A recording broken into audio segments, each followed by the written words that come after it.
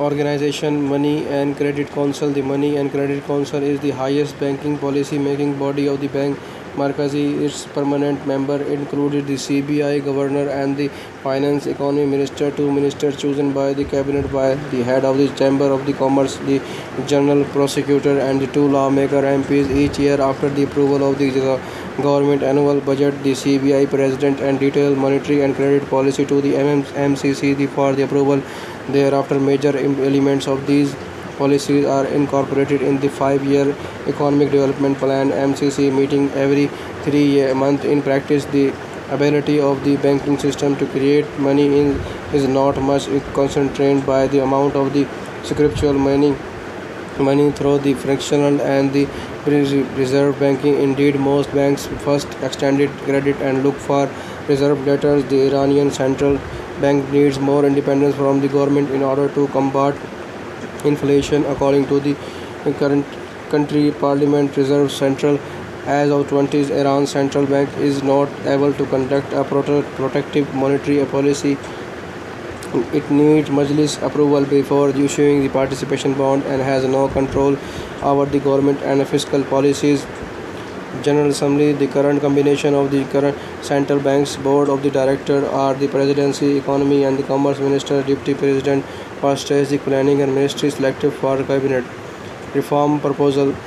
7 economists with at least 15 years of work experience were to become member of the General Assembly, according to a new law proposed by the Majlis in 2010, thus moving this body from the being state dominated to one where the private sector has greater say in the decision making process. Tenure of each member would be for 10 years and only for one term. Then President Mohammad Ahmadinejad and critiqued this proposal and said that it is important for the Central Bank of Iran not to fall under the private control because it would not benefit the Iranian people over the long run.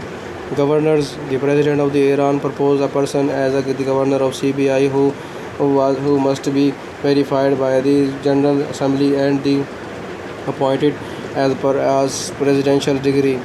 Objectives and function. The objectives of the Central Bank of Islamic Republic of Iran as per its charter and according to the section 10 of the monetary and the banking laws of Iran as are follows: maintaining the values of the national currency, maintaining the equilibrium in the balance of payments, facilitating the trade relating financial transaction, improving the economic growth potential of the country. To achieve the objectives are stated in the MBAI. CBI is endowed with the responsibilities of the fulfilling the following functions: issuance of the notes and coins and supervision of the banks and credit institutions, formulation and regulation of foreign exchange policies and transaction, regulation on a gold transaction, formulation and regulation on a transaction and inflow and outflow of the domestic currencies. Islamic banking.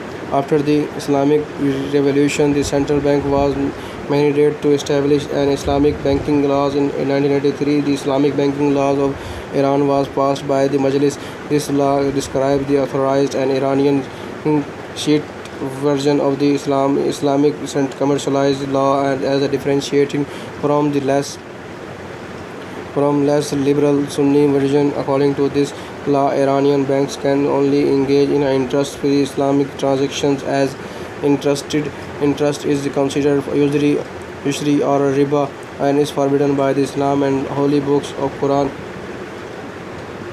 These are commercial transactions that involve exchange of the goods and services in return for the share of the provisional profits called the mubadala.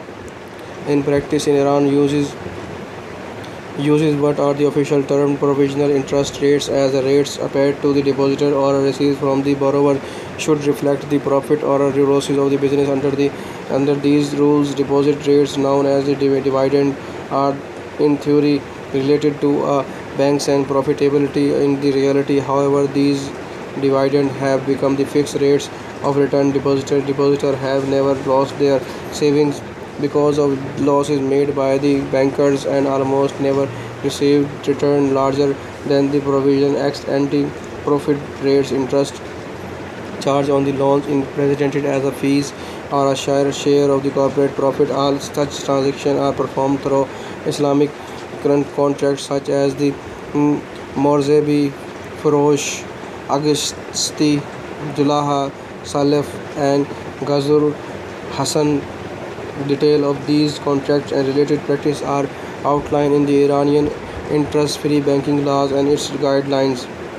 Examples are Ghazul Hasana, an interest-free non-profit and loan extended by the bank to a rare and legal person for a definite period of time.